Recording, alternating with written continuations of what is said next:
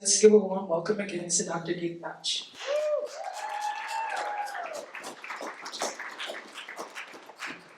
Thank you. Good evening. Thank you for coming out tonight. It's a pleasure to be with you this evening. I think we're going to have a lot of fun. And again, as was mentioned by our MC tonight, there will be an opportunity for some Q&A. And so you'll want to stick around for that. Well, I want to begin tonight with an excerpt from a famous parable titled The Madman. Haven't you heard of that madman who in the bright morning lit a lantern and ran around the marketplace crying incessantly, "I'm looking for God, I'm looking for God." "Has he been lost then?" asked one. "Did he lose his way like a child?" asked another. "Or is he hiding?" The madman jumped into their midst and pierced them with his eyes. "Where is God?" he cried. "I'll tell you. We have killed him, you and I. We are all his murderers." Finally, he threw his lantern on the ground so that it broke into pieces and went out.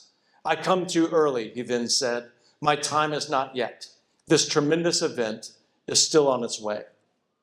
Now, Friedrich Nietzsche wrote this parable near the end of the 19th century. As you probably know, he was a brilliant philosopher, and he recognized what was happening in his cultural moment. Even though most of the people around him claimed to believe in God, their lives told a different story.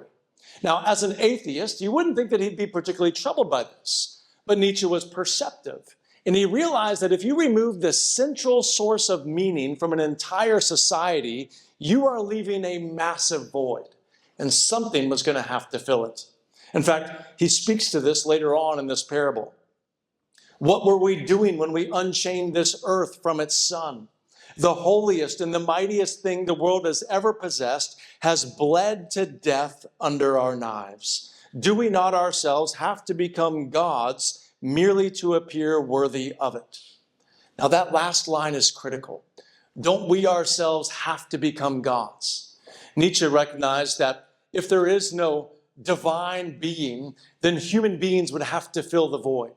Now he considered a few different options, and two of the most important were what he called the Superman and the last man. What he hoped for was the Superman. He hoped that in a godless world, strong and powerful men would rise up and exercise their will to power.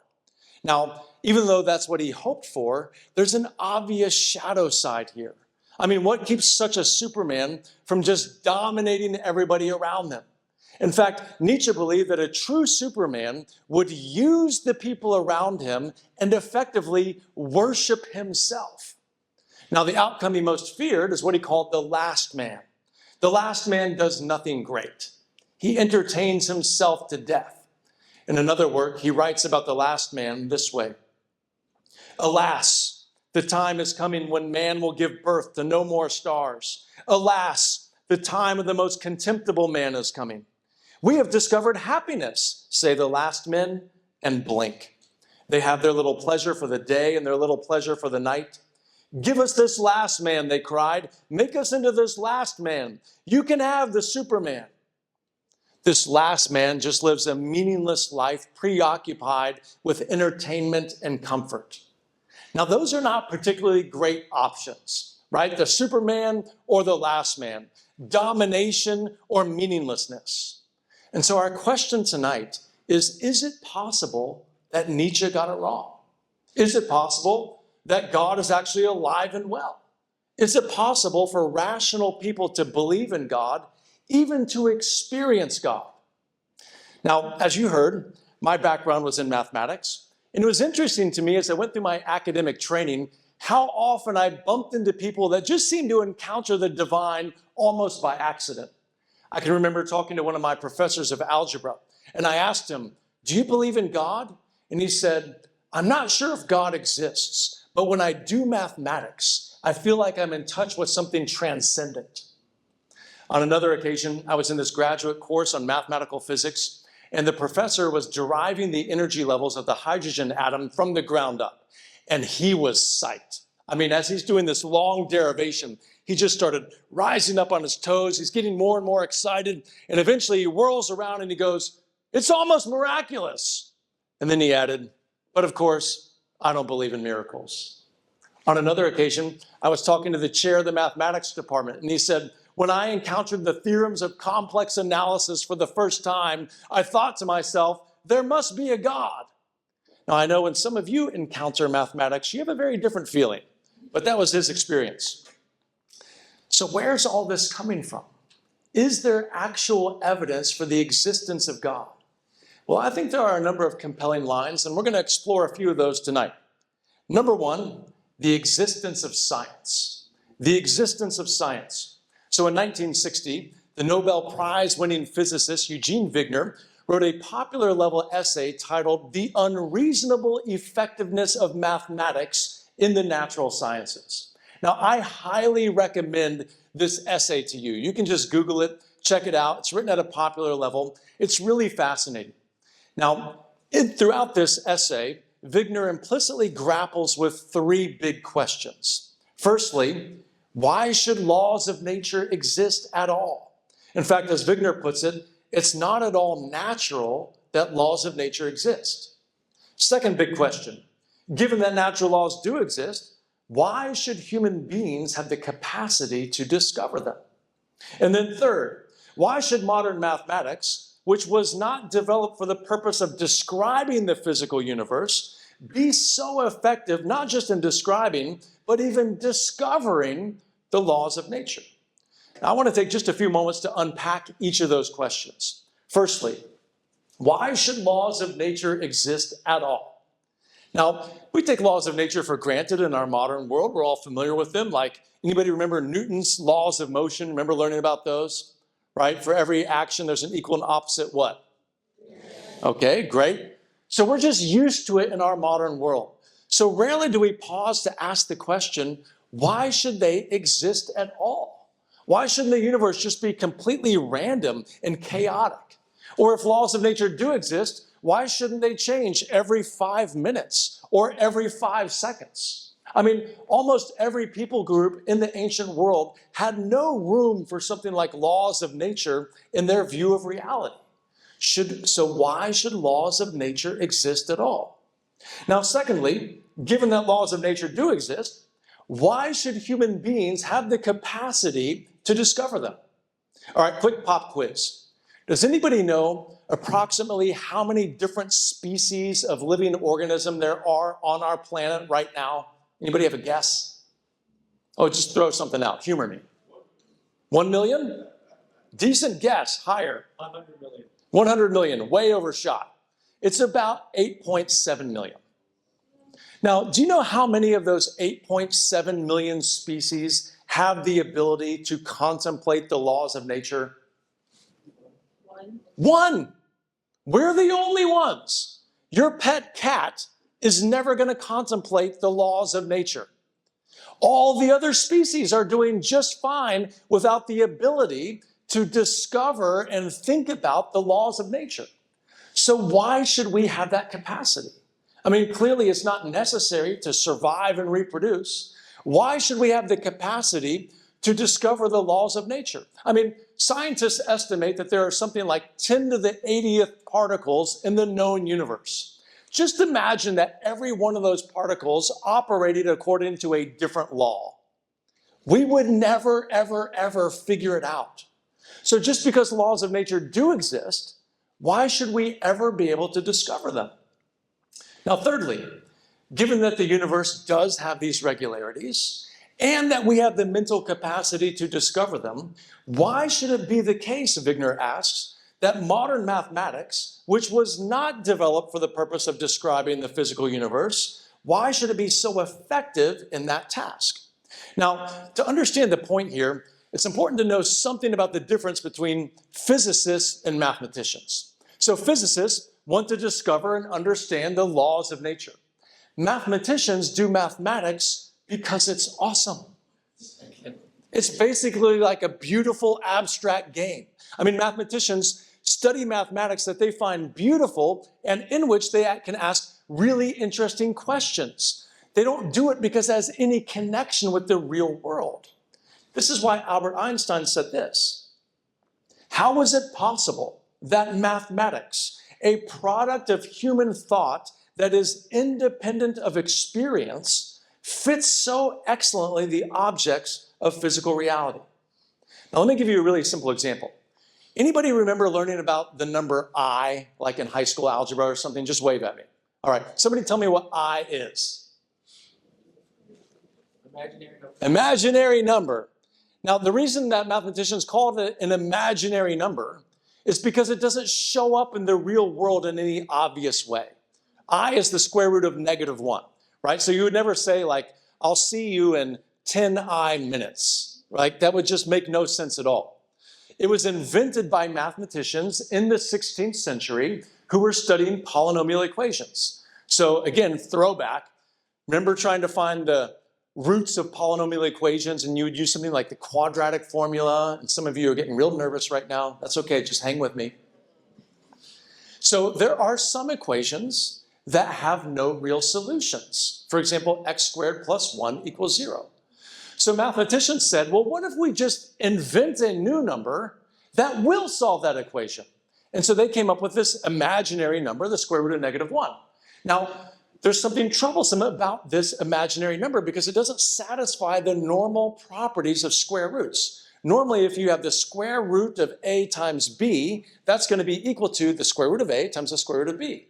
Except that doesn't work when it comes to I, the square root of -1. So they invented this new number, which they called imaginary, so that they could play their mathematical games.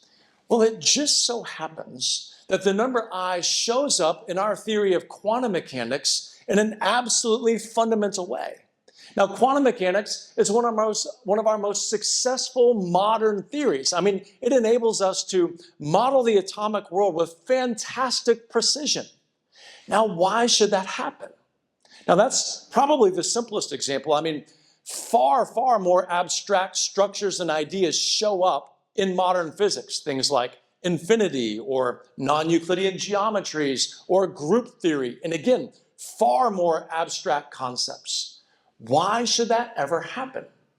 Actually, it gets even weirder than that. So in many cases,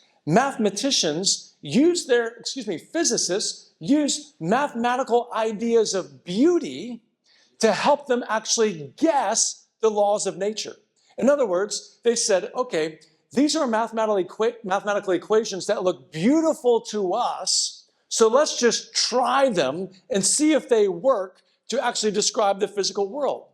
Now, why should our concepts of beauty when it comes to abstract mathematical ideas end up showing up in the physical world? That just, to Wigner's mind, was an absolutely stunning reality. In fact, the great physicist Paul Dirac had something to say about this. Now, Paul Dirac actually finished his mathematical and scientific career at Florida State University, which is my alma mater. One time I was in the physics building at Florida State, and I was just relaxing on a couch, and someone turned to me and said, hey, do you know that that couch used to belong to Paul Dirac? And I was like, nice. That's the whole story. But anyway, I feel closer to Dirac because we basically shared a couch together. Here's what he said. It seems to be one of the fundamental features of nature that fundamental physical laws are described in terms of mathematical theory of great beauty and power, needing quite a high standard of mathematics for one to understand it. You may wonder, why is nature constructed along these lines? One can only answer that our present knowledge seems to show that it is so constructed. We simply have to accept it. One could perhaps describe the situation by saying that God is a mathematician of a very high order, and he used very advanced mathematics in constructing the universe. Our feeble attempts at mathematics enable us to understand a bit of the universe, and as we proceed to develop higher and higher mathematics, we can hope to understand the universe better. Now again, this is so striking. Dirac himself was a religious agnostic. But notice again what he says. It's like God used very advanced mathematics, but again, notice, not mathematics that's just so far beyond us that we would never be able to discover it. Now, all of this was so striking to Wigner. In fact, he concludes his essay this way. He says, the miracle of the appropriateness of the language of mathematics for the formulation of the laws of physics is a wonderful gift, which we neither understand nor deserve. Now, Wigner was also agnostic, and so he had no answers to his questions. Basically, he just had to accept science as a brute fact. Now, what's so interesting here is that so many of the founders of modern science were actually theists. So even though science, for someone like Wigner, was really a blind leap of faith, for these early scientists who were theists, it was not such a stretch to believe that if a law-giving God exists, maybe it's not so crazy to think that this law-giving God would have laws that govern the universe. And so for them, science was a natural outworking of their theism. Now for us, it can work conversely. In other words, if you believe in modern science, then you have very good reason to believe in God as the best explanation for modern science. Number two, the existence of miracles. So I once had lunch with a very famous philosopher of science who actually died just a few months ago, named Michael Ruse. And while we were having lunch, I just asked him, do you believe in God? And he said, well, I'm not sure if God exists, but if he does exist, I know what he's like, uninvolved. That was interesting. Is he correct? Well, the phenomenon of modern miracles would strongly suggest that he was not correct in his assessment. Now, when we start talking about things like miracles, it's very easy to just throw around that word. And so we should be a little bit more precise. What do we actually mean by a miracle? And here's a definition that I find helpful. A miracle is an event brought about by the power of God that is a temporary exception to the ordinary course of nature for the purpose of showing that God has acted in history. So, for example, suppose you're running late to class and you desperately need to find a parking spot, and it's usually just jammed up during that time. And then a parking spot just happens to open up right when you need it, right near the building you need to get to. Now, you might exclaim, it's a miracle, but I'm not sure it would really satisfy our technical definition of a miracle, right? Now, on other occasions, there are some things that are really improbable, and it's not quite as clear. Is that a miracle, not a miracle? So when I was in graduate school, one of the requirements for the PhD is you had to demonstrate reading knowledge of mathematics in either French, German, or Russian. Now, at Rutgers, this was a requirement. You had to satisfy it, but they weren't particularly uptight about this. And so you could try the exam as many times as you wanted. Well, once I learned that, I thought, well, before I spend any time studying, let me just give it a shot. Maybe I'll pass and I don't have to waste any time studying for it. So I decided to give it a go in French. Now, I know almost no French, all right? But I go to the professor who's going to be handling the exam, and he goes, what's your area of research? And I said, functional analysis. And he goes, all right, come with me. So we go to the mathematics library, and he goes to the section of the library that's got all the functional analysis books, and he kind of randomly goes along. He finds one in French. He goes, all right, this looks good. He pulls it out. Then he kind of flips to a random page and says, all right, this looks good. Translate the next few pages. You have an hour. Well, it just so happens that earlier that week, I was reading a textbook in English that was the translation of that book in French. Not only that, I just happened to be studying the exact section that he randomly flipped to and asked me to translate. So I'm telling you, I produced a nearly flawless translation of those French pages into English. In fact, when he grades it, he goes, wow, this is really good. I was like, thank you very much. So if anybody ever asks me, do you have reading knowledge of mathematics in French? I say, yes. Yes, I do. And here is the exam to prove it. All right, so would that qualify as a miracle? Well, maybe it's kind of on the edge. It's definitely highly improbable. Is it actually a miracle? Is it disrupting the ordinary course of nature? I don't know if I would say that.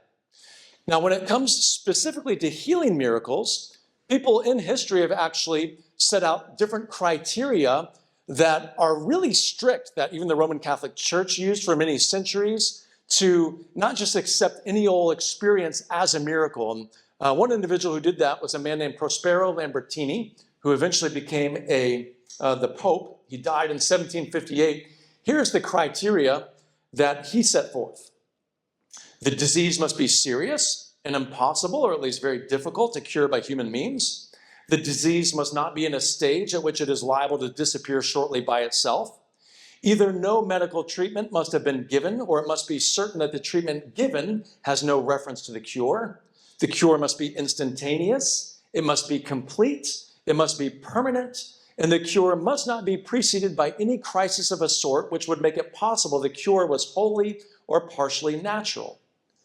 Now, that's a very strict set of criteria. In fact, we could probably think of some things that we think should count as a healing miracle that don't quite satisfy all of those. But that's a very strict set. So the question is natural. Do we actually have any cases that would satisfy those criteria? Well, I think a good example is the case of Chris Gunderson. So Chris's case was written up in the medical journal Complementary Therapies in Medicine in 2019. Chris was born in 1995. And about a week after he was born, he began projectile vomiting, and the doctors realized soon that something very serious was going on. It turned out that he had a case of gastroparesis. So gastroparesis, also known as like a paralyzed stomach, is when the stomach basically doesn't function. So what will happen is if you consume anything, it will just sit in the stomach and then rot. And so eventually the body will try to get rid of this. And so as you might imagine, it causes massive problems because you can't eat or drink anything normally. Chris's case was particularly severe. He went through 13 different surgeries trying to help out. Eventually they decided to insert two things, something called a G-tube, which goes into the stomach, which will regularly empty out the contents of the stomach, because even if you're not eating anything, even just swallowing your own saliva will cause problems. So you have to have something to clear that out. Then he had another tube called a J-tube, which would drip hydration and nutrition into his intestines directly, bypassing the stomach. Now, the authors of the medical journal article write this: in most cases, especially of idiopathic gastroparesis, standard medical therapy is not effective to completely resolve symptoms of severe gastroparesis, and despite some relatively symptom-free intervals, it remains a chronic, lifelong condition. So Chris grew up never eating or drinking anything. Now, as you might imagine, this was tricky for a boy growing up who wanted to be involved in sports. It was hard for him to get enough nutrition and hydration to give him enough energy to be active and do all the things he wanted to do. He tried all kinds of different medications, all kinds of different procedures, but nothing helped his case. The authors went on to say the prognosis for recovery was poor. In Chris's case, the symptoms remained severe and refractory with no improvement for 16 years. So what happened? Well, on November 6th, 2011, Chris and his family went to a church service. At that church service, a guest speaker named Bruce Van Natta was speaking. Now, Bruce had his own interesting experiences. Bruce had been a truck mechanic, and at one point in his life, a truck fell off the jack, landed on his body, and severed his midsection. And so Bruce himself barely survived that event, and he actually talked about that experience at that church service. So afterward, Chris and his family went up to Bruce and they began talking. They actually each lifted up their shirts and showed each other their scars and talked about their different surgeries and experiences. And then Bruce asked Chris and his family if they minded if he prayed for Chris. So Bruce begins praying for Chris. He puts his hand on Chris's shoulder. And as he begins to pray, Chris feels what he described later, what felt like an electric shock in his shoulder. This then began to move down across his body. As this is happening, Chris's mother is watching, and she sees the tube begin to shake violently. And then she watches this shaking pattern follow the path of his stomach, then his intestines. And then she begins to see the other tube start to shake violently as well.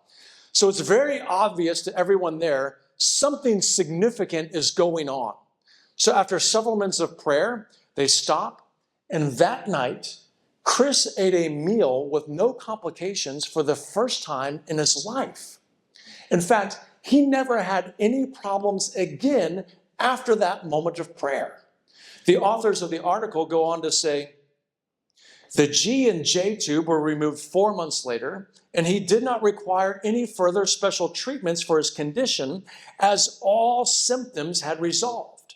Over 7 years later, he has been free from symptoms. We have found no precedents in the literature for such a sudden resolution of all symptoms after 16 years of gastroparesis since infancy. Chris went on, he's about 29 or 30 years old now. He went on to become a nurse. He was so impacted by all the people who gave him medical care as he was in the hospital so many times that he decided that he wanted to give back in the same area. Now, as we think about that case, I just want to one more time survey the Lambertini criteria that we talked about. Impossible to cure. Yes, clearly, right? He had gone through all kinds of medications, 13 surgeries. Nothing had helped his paralyzed stomach. Unlikely to disappear, clearly, after 16 years. No relevant medical treatment. There had been nothing else done recently before that would cause any sort of change. Instantaneous, yes. Complete, yes. Permanent, yes. No other relevant natural explanations, yes. And so I think Chris's case is a very well documented example of something that would qualify our definition for a miracle. Now, here's the takeaway.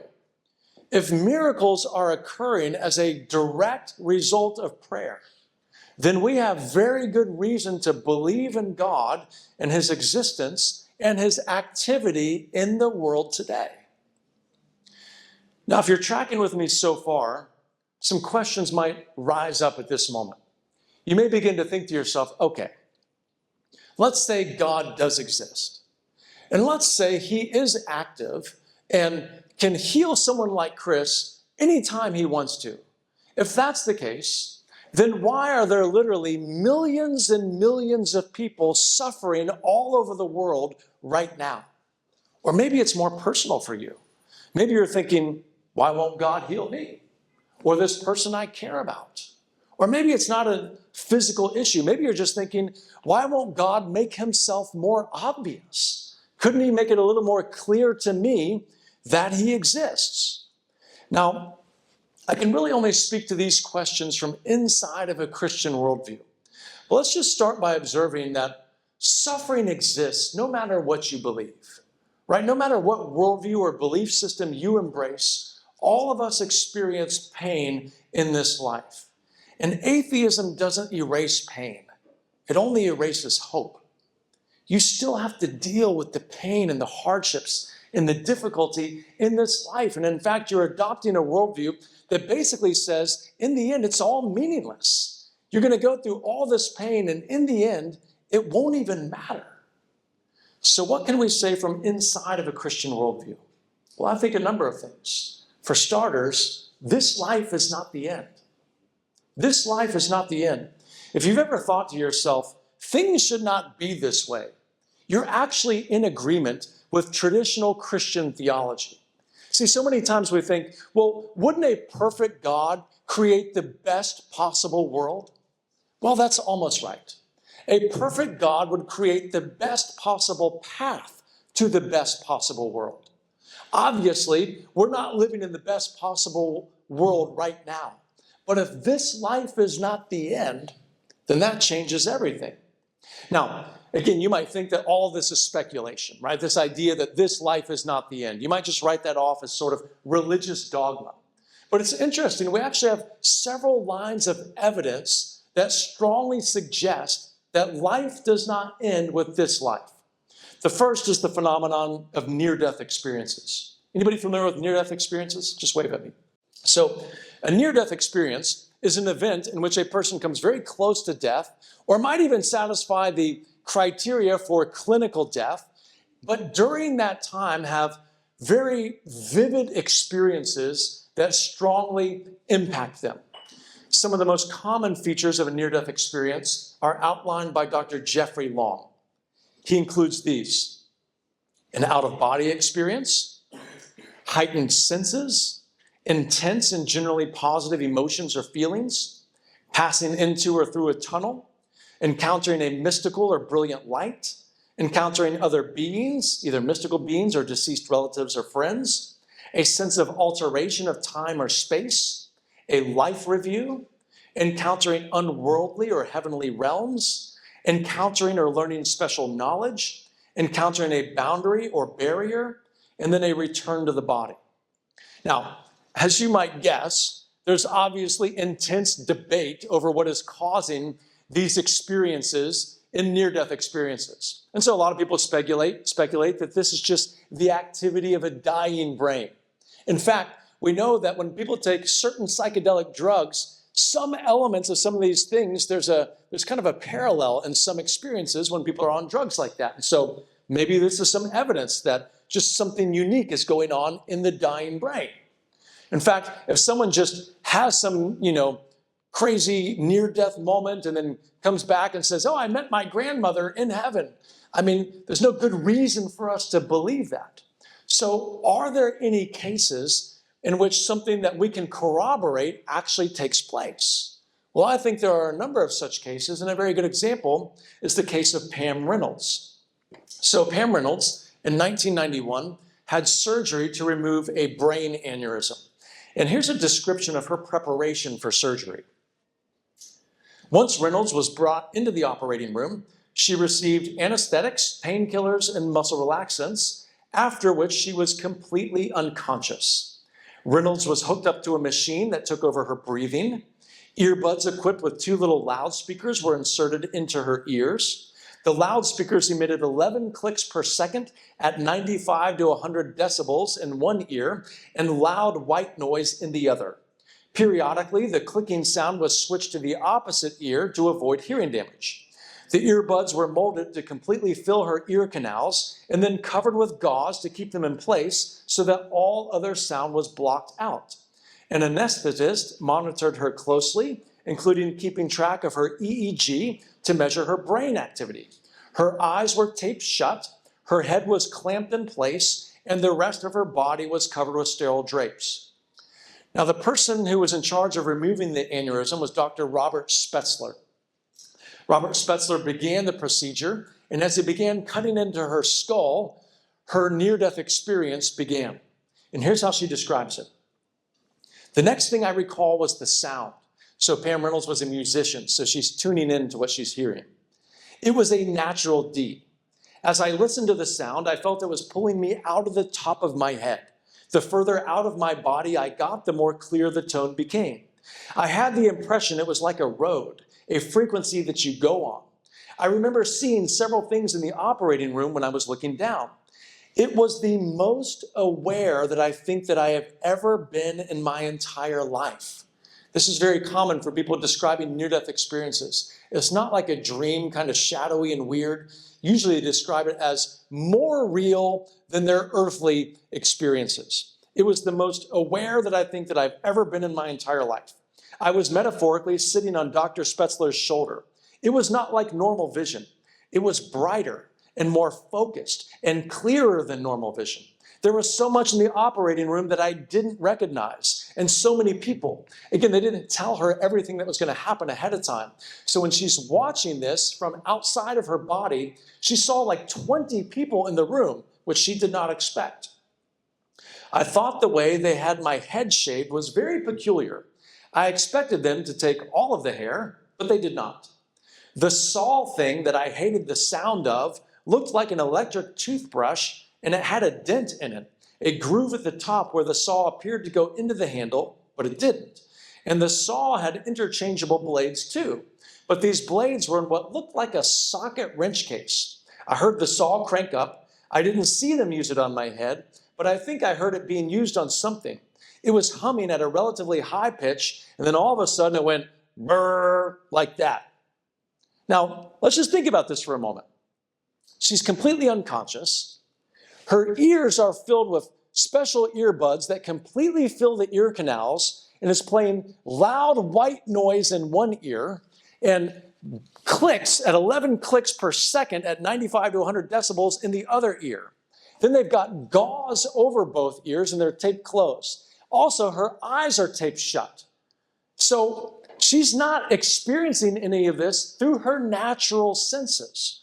She's having some sort of out-of-body experience. Now, when Dr. Spetzler got into her skull and exposed the aneurysm, they found what they feared would be the case, that the aneurysm was too big to safely remove with regular methods. So they had to do a procedure called hypothermic cardiac arrest. Now, this is a crazy, crazy procedure. What happens in these cases are they have to cool the patient down to 60 degrees. Now, anybody remember what the normal body temperature is? 98.6, that's right. So what they do is they pump the blood out of her body, cool it down to 60 degrees, and then circulate it back into her body. So they cool everything down. Now, when that happens, the body gets cooled down that way, the heart goes into cardiac arrest and then stops functioning, and the brain shuts down. Now, this is very important because if there's any brain activity during this procedure, it can cause massive problems. That's why they have the EEG hooked up this whole time and why they're playing those loud clicks, because even when you're unconscious, you'll still see brain activity when clicks are going off in the ear. Well, they monitor all this closely, and so they can see on the EEG that she goes down to 0 brain activity. So they get the body completely cooled down. There's no brain activity. Her heart is not functioning at all. Then they tilt the bed that she's lying on so that all the blood drains out of her head. It's so crazy, right? When that happens, then the aneurysm deflates, and now they can remove it safely. So then Dr. Spetzler removes the aneurysm, and then after that, they finish that up. Then they have to heat up the blood, pump it back into her body, and then shock her heart and get that all functioning again. Now, what's wild is while all that's happening, her near-death experience continues. In fact, she has a lot of the things that we already observed earlier are typical of NDEs. She went through a tunnel. She talked with deceased family members. She encountered a striking bright light that she thought was God. And then she sees that it takes them multiple shocks to get her heart started again. She watches all this happen. Now, eventually, she returns to her body, and here's how she recalls it. I got to the end of the tunnel and saw the thing, my body. I didn't want to get into it. It looked terrible, like a train wreck. It looked like what it was, dead. I believe it was covered. It scared me, and I didn't want to look at it. When I came back, they were playing Hotel California, and the line was, you can check out anytime you like, but you can never leave. I mentioned later to Dr. Brown that that was incredibly insensitive, and he told me that I needed to sleep more. When I regained consciousness, I was still on the respirator. Now again, this experience is striking for multiple reasons. Again, we know exactly what's happening in her brain and body during the whole course of this experience because it was all being monitored very closely. Her near-death experience continued when she had no brain activity. She described all kinds of things that could be corroborated later, things that people in the room said, the very unique tool that was used. In fact, the doctor who first reported her near-death experience had never himself seen such a saw. So he had to send off to the company for pictures of what it looked like to see if it matched up with what she described. She saw that they had to shock her multiple times to get her heart started again. Again, all of this was being experienced while she's completely unconscious, her ears are covered up, and her eyes are taped shut. Now, I think it's very difficult to explain all of that as just random processes in a dying brain. So, I think her experience gives us very strong evidence that life continues outside of the physical body. But there's a second line of evidence, and this is the historical case for the resurrection of Jesus Christ from the dead. Now, again, you might think, all right, here we go again. This is just more religious dogma. Well, actually, we can make a very strong historical case for Jesus' resurrection. And someone who spent many years doing this is a philosopher by the name of William Lane Craig. Now, William Lane Craig literally travels all over the world debating people on Jesus' resurrection. And it's so interesting because he's done it many, many times. You can see his videos on YouTube. And so the people he debates know what he's going to say before he presents the evidence. But that doesn't matter because the historical case for each of the facts that he presents is so strong, it doesn't matter that they know what he's going to say ahead of time. So here are 4 key facts that he regularly presents in his case for the resurrection of Jesus of Nazareth. 1, after his crucifixion, Jesus was buried in a tomb by Joseph of Arimathea. 2, on the Sunday following the crucifixion, Jesus' tomb was found empty by a group of his women followers. 3, on multiple occasions and under various circumstances, different individuals and groups of people experienced appearances of Jesus alive from the dead. 4, the original disciples believed that Jesus was risen from the dead despite their having every predisposition to the contrary. Now you should know that regardless of their religious perspective, biblical scholars regularly accept these 4 facts because they're so strongly evidenced historically. And so any explanation for what was happening with Jesus has to take into consideration those 4 facts. Well, by far, the simplest explanation is that Jesus was in fact raised from the dead. But of course, some people want to avoid that conclusion. And William Lane Craig describes one of these experiences at one of his debates. He says, a few years ago, I participated in a debate on the resurrection of Jesus with a professor at the University of California, Irvine. He had written his doctoral dissertation on the resurrection, and he was thoroughly familiar with the evidence. He could not deny the facts of Jesus' honorable burial, empty tomb, post-mortem appearances, and the origin of the disciples' belief in the resurrection. So his only recourse was to come up with some alternate explanation of those facts.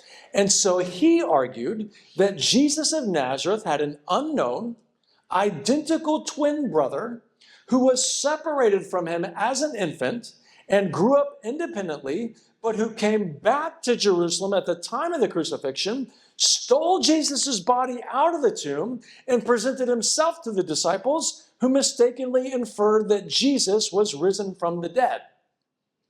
He goes on to say, I think this example is illustrative of the desperate lengths to which skepticism must go in order to refute the evidence for the resurrection of Jesus.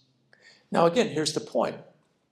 If Jesus was raised from the dead, then this life is not the end. And if this life is not the end, then we should think about this life very differently. In fact, on a Christian worldview, the fundamental purpose of life is relationship with God. It's relationship with God. On one occasion, Jesus was asked which of the commandments is the most important.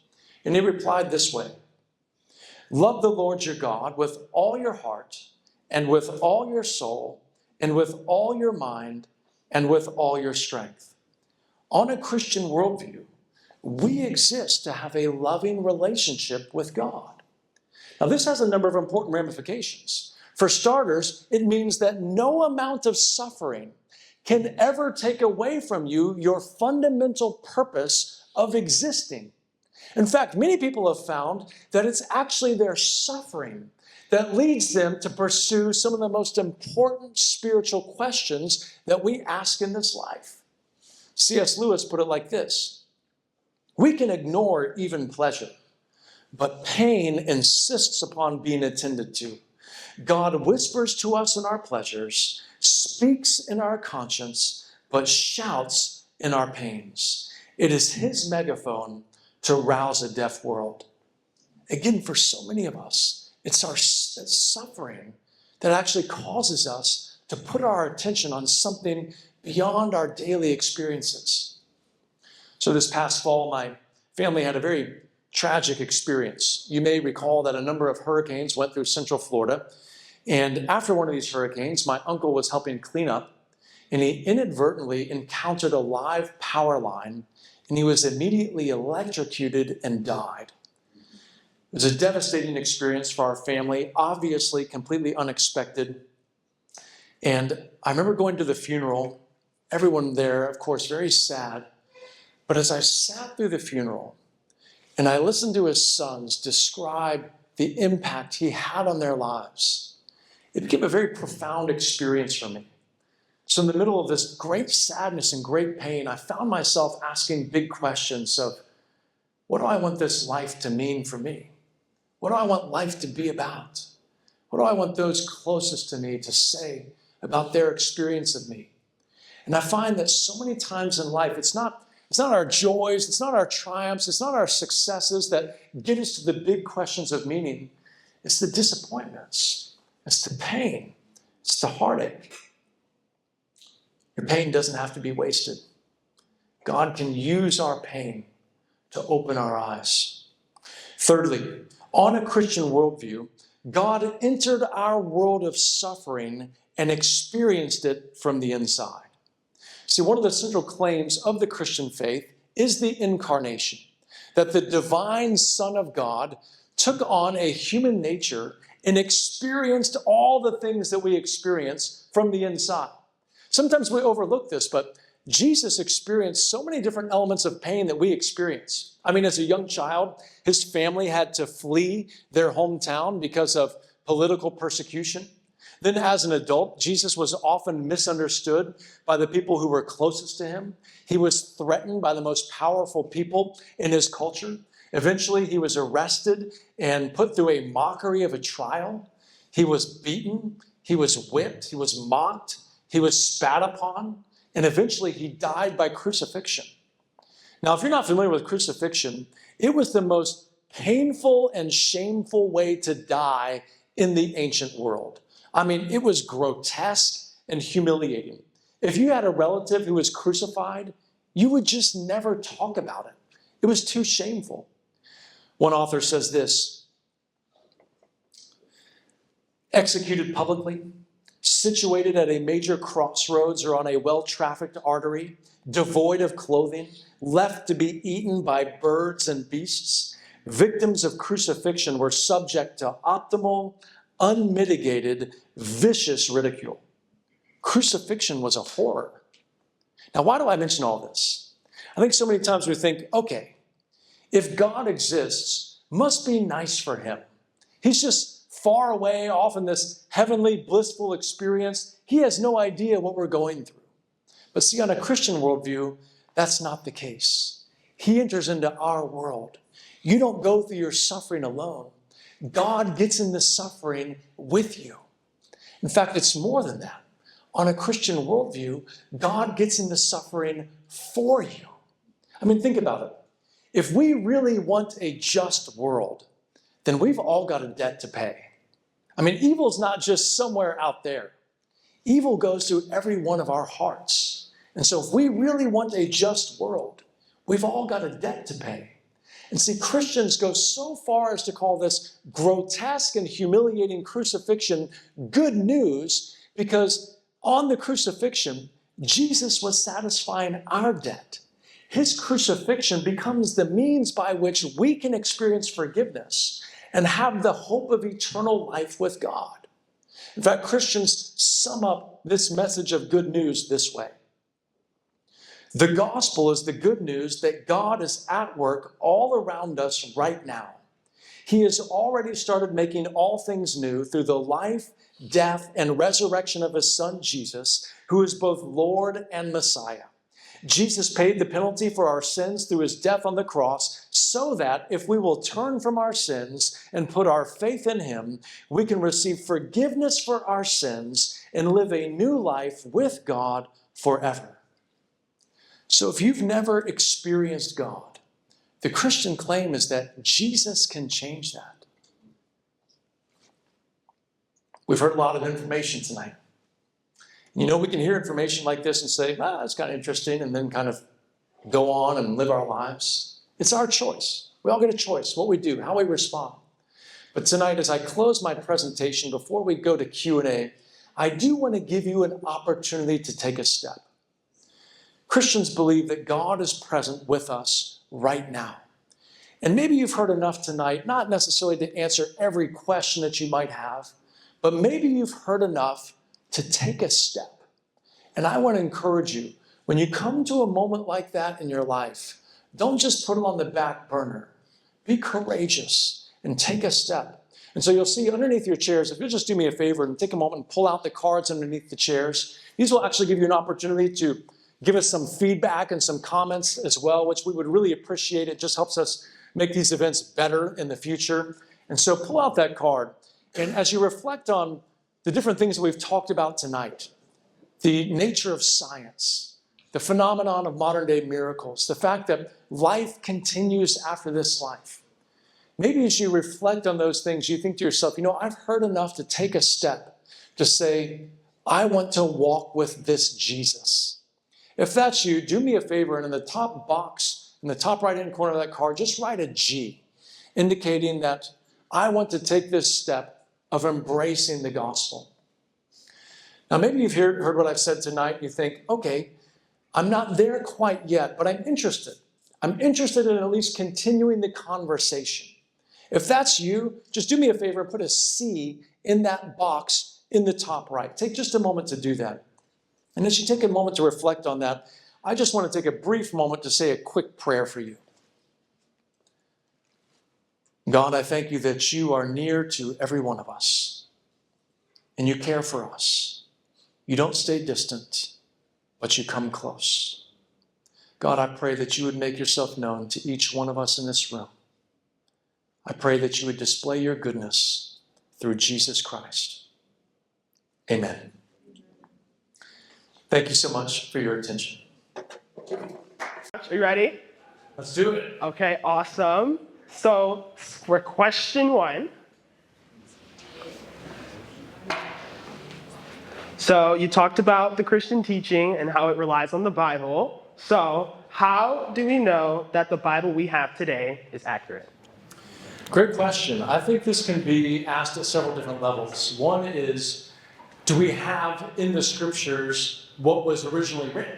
That's the first question, right? Was it even preserved for us? And here, we really almost have an abundance of riches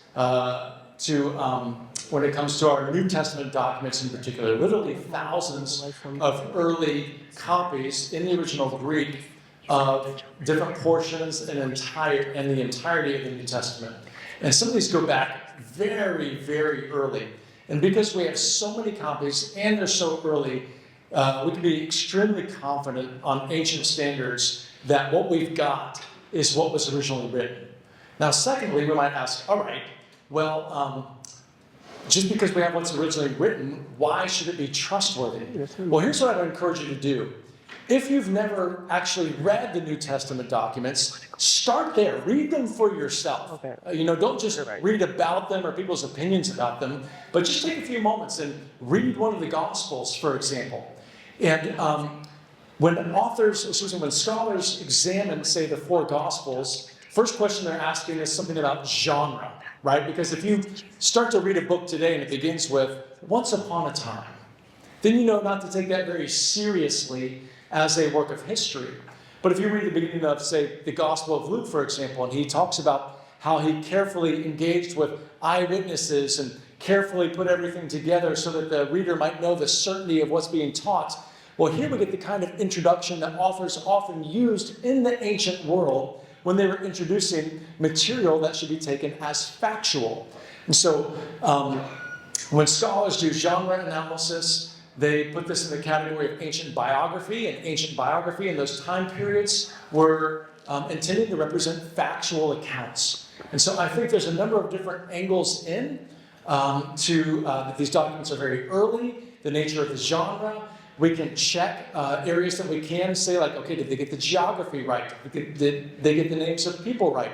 I mean, in some cases, there are places mentioned in the New Testament documents, the Gospels in particular, that historians didn't even have any other way to confirm existed until recently. And so in those ways, the New Testament documents have even been good sources of information that have helped scholars uncover ancient locations and places. And so all the things that we can check, including things like, again, names, places, locations, customs, all those things give us the earmark of, hey, these authors are trying to communicate about real events in real places. Another really good test is the fact that the Gospels contain embarrassing material. So consider for a moment the fact that many of Jesus' family members rejected what he was doing. Well, that's not a good look, right? If you're just making up a story about somebody, you're not going to include the sort of embarrassing material that's going to go against your case. The best explanation for why that sort of material would exist in these documents is that that's what actually happened. And so that's just kind of a 30,000-foot level introduction into why we might get confidence that we can have real information about Jesus from these documents. But again, if you've never checked them out, I highly encourage you, read one of the Gospels. If you're exploring, take an hour of your life and read one of those Gospels and check it out for yourself. Good question. Awesome. Give me a moment. I'm still new to this. Okay, next follow-up question to that is, what is the historical documentation outside the Bible that legitimizes the claim that Jesus rose from the dead? Okay, good question. Outside of the New Testament documents, so let me first just back up and say a couple things. Firstly, it's easy for us to think about the New Testament as like one document, because now it comes together bound, right, in the Bible. But what we need to understand is the New Testament is a lot of different documents. And even if you don't accept the New Testament writings as divinely inspired, you can still just engage them as historical documents. So with almost every figure in history, the best information about that figure comes from their followers, right? The people who learned their teaching, spent time with them. That's what we have in the New Testament documents. Okay. Now, among those New Testament documents, again, we have at least 9 independent streams of material. The Gospel of Mark, an early source that scholars call Q, unique material to Matthew, unique material to Luke. John's material, all of Paul's writings, Peter's writings, others. So we already have a number of independent sources in the New Testament itself. And again, some of those are very early. So for example, we have Paul talking about the resurrection of Jesus in the early 50s in his communication with the Corinthians. So again, I got married in 1997. Which is almost 28 years ago now from when I got married. I definitely remember that. So, when we have writings coming from like the 50s, these are really close. Jesus was crucified, most scholars say, in 30 AD. So again, our best information comes from these writings that eventually got collected into the New Testament. So we shouldn't say those don't count because they're written by followers of Jesus. Now, that being said, is there anything outside of those New Testament documents? Well, there's a couple of good early ones. So Josephus, an early Jewish historian who was not a Christian, talks about Jesus' brother James and also Jesus himself in his writings, as does Tacitus. Now, Tacitus is a very interesting one, and this is where we get closer to evidence outside of the New Testament for the resurrection, because Tacitus describes, when he's describing Nero's persecution of Christians as a cover-up to probably Nero himself starting the Great Fire of Rome, as he begins to describe Christians, he talks about how this superstition broke out in Judea, then was stopped for a short time, then broke out again. Now the question is, what would cause a superstition to break out again after its founder was shamefully crucified? We have other messianic pretenders during that time period. And when they were killed, that was it. Why is it the case that in this particular event, this person was shamefully crucified, and then yet the movement broke out again? So here we have this observation of that taking place, which I think is also some indirect evidence that something significant happened between the time of Jesus' crucifixion and this movement breaking out again. What is that significant event? Well, the early Christian confession would be that it was Jesus' resurrection. So this would be a few thoughts about that. So our next question. So one person asked, Christianity talks about how our original sin starts with Adam and Eve. But how does this relate or conflict with the scientific theory of evolution? Great question. So Christians take different views on evolution. I don't really have an issue with evolution. So what I will say is no matter what you believe about how human beings came into existence, if what I was talking about when it comes to something like these near-death experiences, if that's true, and humans do have an immaterial part of us, that had to come from somewhere. And so even if there was this long process of physical development that eventually ended with human beings, still we have to explain the spiritual origins of that aspect of human beings. And again, I would say things like the existence of miracles, the phenomenon of demon possession, which is, there's lots of cases that are well documented of that, and these phenomena of near-death experiences. We have to explain those somehow, and these implicitly involve a spiritual, immaterial aspect to the human person. So whatever the nature of human origins is, somehow at some point, there's a spiritual component as well. And so when most Christians talk about this idea of original sin, they mean that corrupting the spiritual aspect of human beings. So given that we have to explain the spiritual elements of human beings either way, I think that the idea of original sin, whether you hold to that or not, is not really a problem for Christian doctrine because we have to have some explanation of our spiritual selves anyway. And by the way, any of you who are asking these questions, I'll stick around afterward. If you want to ask a follow-up question, we can talk more. So our next question is on the theme of suffering. So, what was the purpose of Jesus enduring suffering and God looking into the world if suffering continues? Great question. Yes, suffering does continue for a little longer, but not forever. And that's the key idea. So suffering, yes, we are enduring it now, but that will come to an end. And so, again, somewhat related to this question, we might ask, why did God allow suffering at all? Why didn't we just skip to the end, Can't we just start with this perfect world? And of course, we have to guess a little bit when it comes to God's motives, right? As human beings trying to get ourselves in the mind of God. Mm-hmm. Can we understand all of his motivations? Probably not. But just consider this for a moment. Have you ever read a good story or watched a good movie that went like this? Everything is great. The end.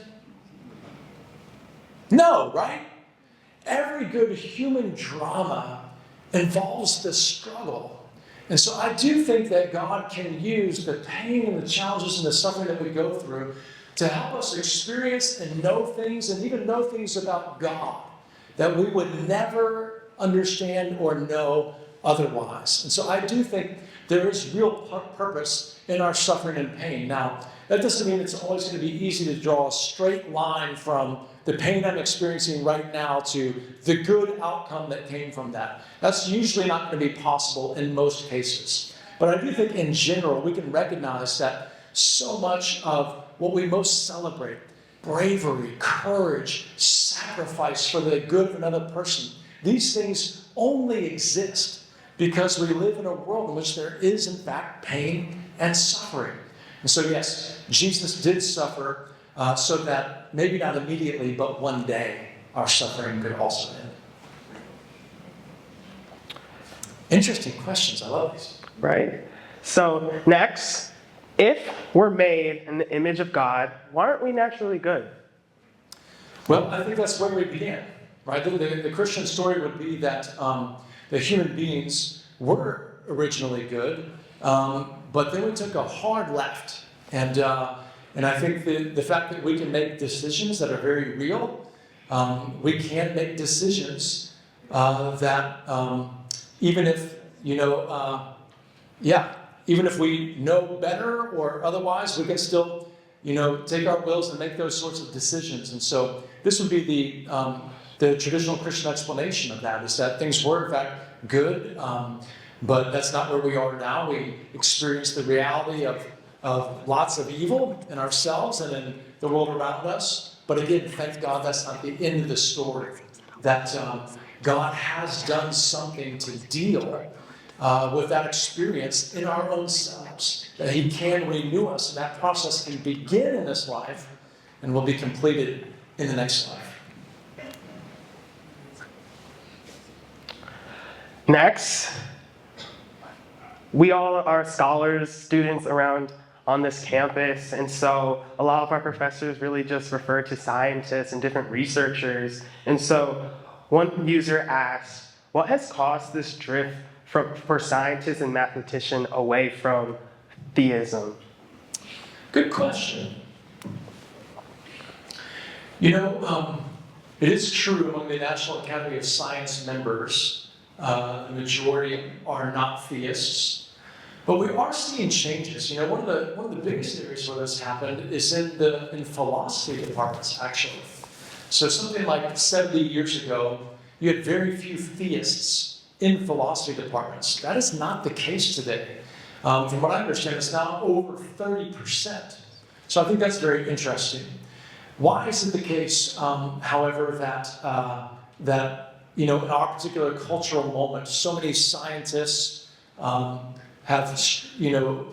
not theists, do not believe in the existence of God?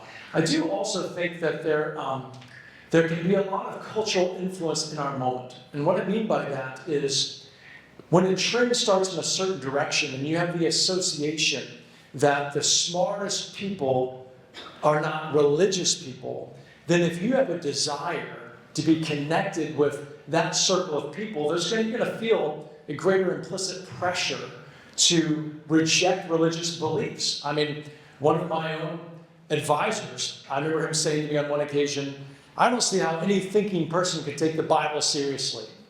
And I said, well, I'm a thinking person. I take the Bible seriously. But again, it's just this sort of mindset can cause people who get into that environment to reject belief in God. Now, here's what's really interesting.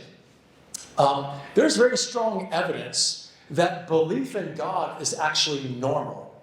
And what I mean by that is when researchers do experiments into the beliefs of very young children, what we find is that regardless of religiosity of their family, by age like 4, the majority of children come to believe that there is a non-human creator of the world. Now, that's quite striking.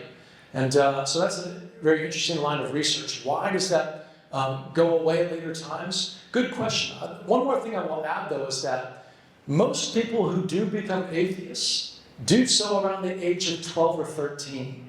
So I think that's also very significant. But yeah, I don't have a full answer to that. But I do think there can be some degree of peer pressure that can push people in that direction, because none of us want to be thought of as ignorant or unintelligent. And so if you're in a place where religion is associated with ignorance or low intelligence, then you might turn from that because of wanting the respect of those around you. Another user asked, what if we're just using religion just to cope with the fact that God is just an observer and does not involve himself as intrinsically in our lives as we think? Well, it's definitely a possibility, right? I mean, when we're asking big questions, we've got to put all the possibilities on the table. But this is, again, where I think we have a number of occasions and more peer-reviewed literature that has given us strong evidence for God's activity in the world. And so people like Dr. Candy Gunther Brown and her husband, Dr. Joshua Brown, they've done extensive studies and written up peer-reviewed material on cases of miracles. Again, I think we see something similar when it comes to the phenomenon of exorcisms, which we did not talk about tonight, but which is also a very common experience around the world and in the United States. The famous psychiatrist M. Scott Peck wrote about his own experience with exorcisms. So again, I would say that we don't just have to say it's just kind of wishful thinking and that's it. I think we actually have strong evidence for the activity of God in the world.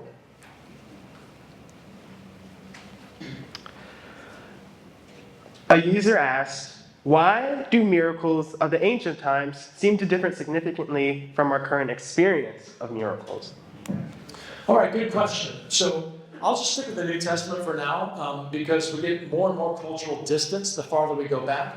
But I would say the sort of miracles that we read about in the New Testament are taking place today. Again, if this is a topic that interests you, I encourage you to check out a 2-volume work called Miracles. It's written at a scholarly level by Dr. Craig Keener. I mean, he literally has thousands of miracle cases, present-day miracle cases, some of them very well documented in his work. And so we also have to remember that when you read something like the New Testament, I mean, the book of Acts, for example, this is covering like a 30 or 40-year time period. And so when you get a highlight film from 30 or 40 years, it's going to feel like, hey, there are a lot of miracles here. Well, again, but we can do the same thing today. And again, Dr. Craig Keener's work on this would be a great example. You can literally read about thousands of cases, way more than in the New Testament, and very similar to all the things that we read about in the New Testament we see happening around the world today. Again, I mentioned Dr. Candy Griffith-Brown earlier. This was an example where she had heard, she and her husband, that there was in a location in Mozambique that there were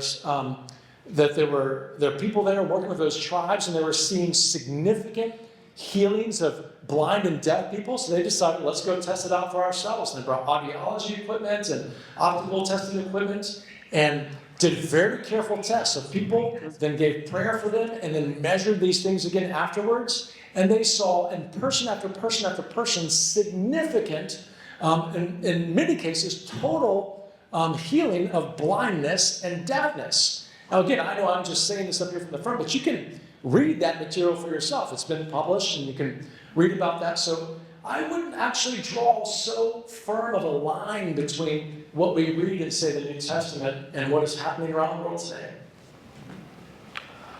Another user asks, Dr. Bouch, what do you think of the Big Bang Theory and how it relates to the creation story presented in the Bible? Okay, so firstly, I think, so again, you guys know the Big Bang is the standard explanation for the beginning of the universe. I actually think the Big Bang is very strong evidence for the existence of God.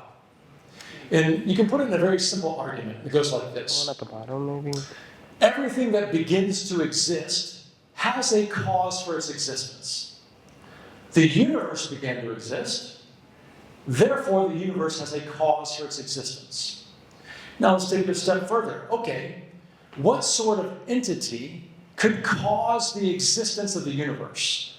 Well, because it would have to be something outside of space, outside of time, because the universe is the beginning of space and time. So we need something that's spaceless, timeless, therefore immaterial, presumably very powerful for something like the universe to come forth. And given the fact that our universe is rational and understandable by us, it makes sense to postulate that this entity itself will be rational. So we get powerful, spaceless, timeless, immaterial, and rational. Well, that's how most people would define God. So I say that the Big Bang itself is strong evidence for the existence of God. Now, again, when it comes to the Bible, first I would say that the Bible is not a scientific textbook. So there's very strong temptation to try to bring very modern questions to an ancient writing. If you want to understand an ancient writing well, the best thing to do is to try to understand it in its ancient cultural context. So I encourage you, just sometime, do this exercise. Read the first chapter of Genesis 1, it tells the creation story. And then immediately after that, or in the other order, read the Enuma Elish, which was the most common creation account in the ancient Near Eastern world. And I think you will find shocking differences. The creation account in Genesis 1 will be incredibly sober sounding to you. Firstly, there's no explanation of the existence of God. He just is. I mean, Genesis 1 begins, in the beginning, God created the heavens and the earth. I mean, that's not such a stretch from that to something like the Big Bang. And when you read the Enuma Elish, and there's these gods battling out, and then eventually one god fires an arrow and it splits this goddess in half, and half of her body becomes the heavens, the other half becomes her earth, and then this other god that kind of started this whole conflict, he gets killed, and they take his blood and they create human beings. You're like, all right, what do I do with that? I mean, it's just even hard to do anything with that compared to what we read in Genesis chapter 1. So I think when we read it in this ancient context, we're really getting a polemic against other creation views, not obviously an attempt to explain modern science. I mean, obviously the ancient author didn't know modern science, and even if he did, it wouldn't mean anything to an ancient audience. So we need to keep in mind that these scriptures, they were written for us, yes, but they were not originally written to us. They were written to an ancient audience, and so they address an ancient context and ancient questions. I hope that's helpful.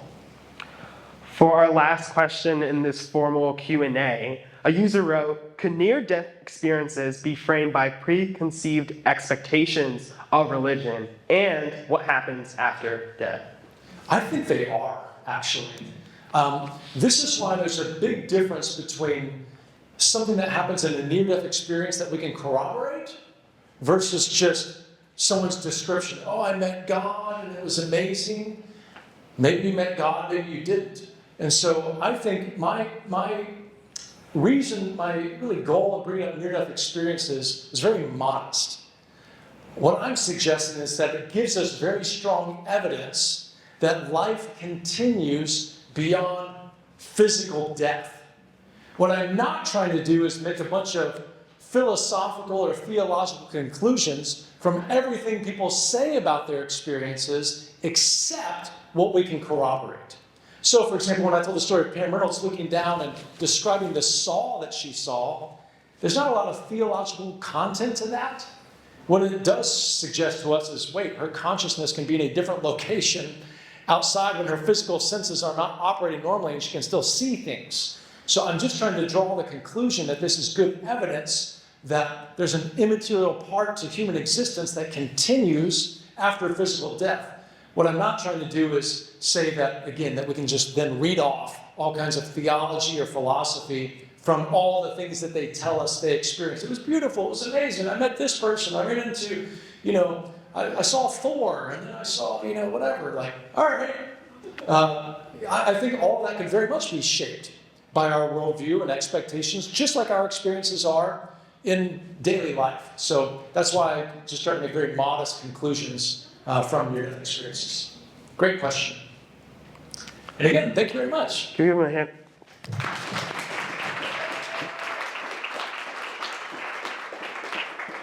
Wow, that was such an amazing presentation. Thank you, Dr. Bouch, for your time tonight. We really appreciate it.